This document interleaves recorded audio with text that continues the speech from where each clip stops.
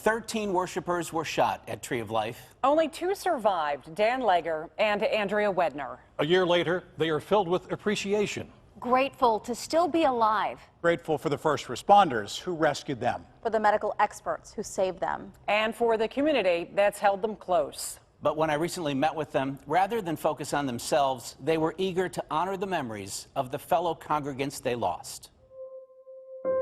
Dan Leger was shot in the torso, critically wounded. He spent weeks in the hospital. He's had multiple surgeries with more to come. Well, when people ask me how I'm doing, I always say thank God.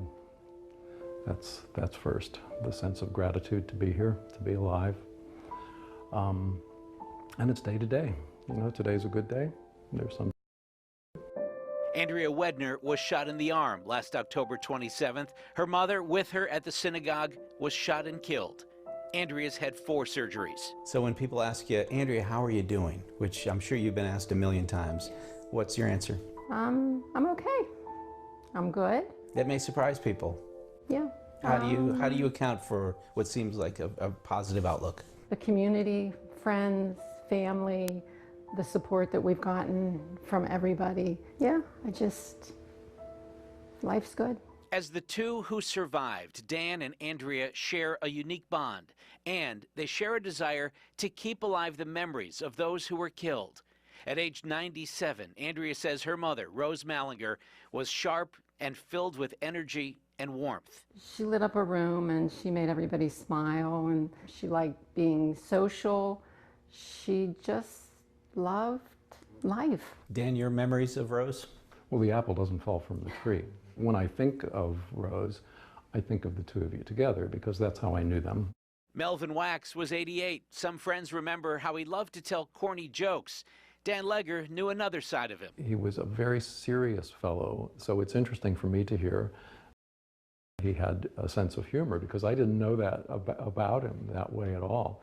To me, he was always a very serious, let's get down to Torah here. He was always dressed to the nines. There was a sweetness about him that was always very clear.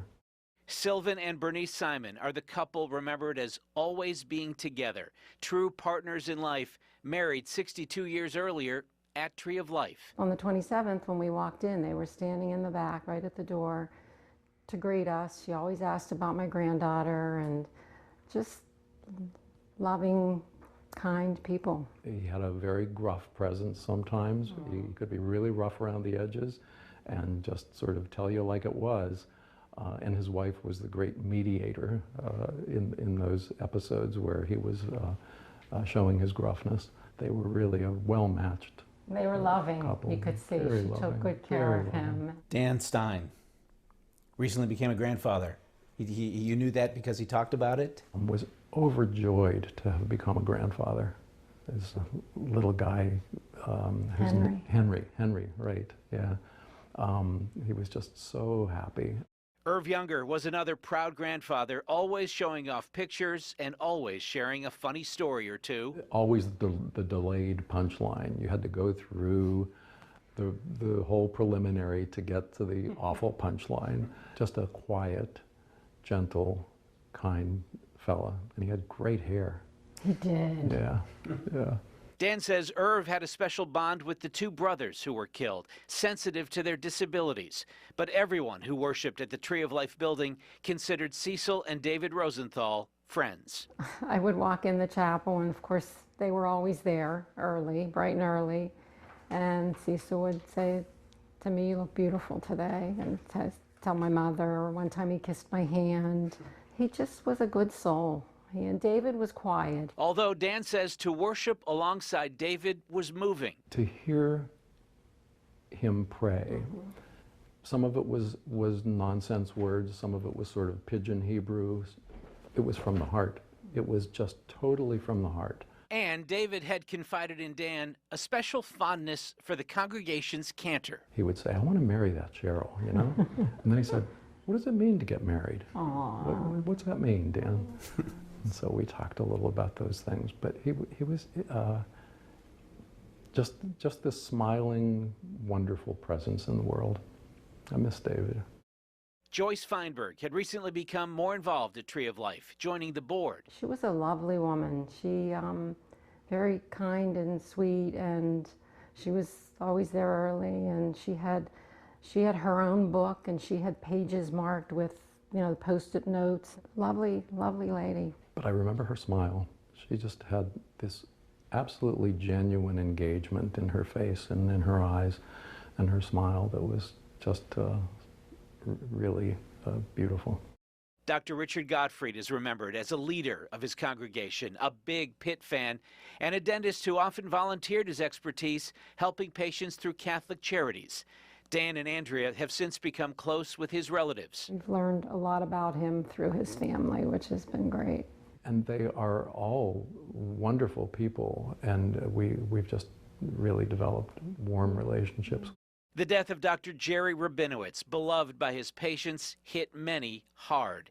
He was Dan Legger's close friend. I've heard so much about him, in particular because as a physician, he touched so many people's lives. Jerry was always the busiest person in the room and the first person to say, "I'll do it." So kind, so giving, so warm, so smart. He was the kind of guy that when anybody who he had ever known for 5 minutes was in the hospital, he was there in the morning to see them, not officially, not to do anything in the medical record or do anything other than to be there for them, let them know he cared. Jerry was a mensch. For Dan Legger and Andrea Wedner, healing continues. And yet a year later, they feel lucky, blessed even, to have this city's embrace and to have each other. We've had the opportunity to talk to people in other cities where there have been mass shootings. And they're amazed when they hear about Pittsburgh, because in Pittsburgh, the support that has been generated and the kindness that has been generated has been unique. Just want to say thank you. And his wife. We're friends for life. Just want to say thank you to the community. You know, I second that. To express our thanks. Yes. Everybody has been We're so kind. We're very so grateful. giving. And I love you I too. love you. Dan and Andrea and the relatives of those killed continue to get together regularly for family support group meetings.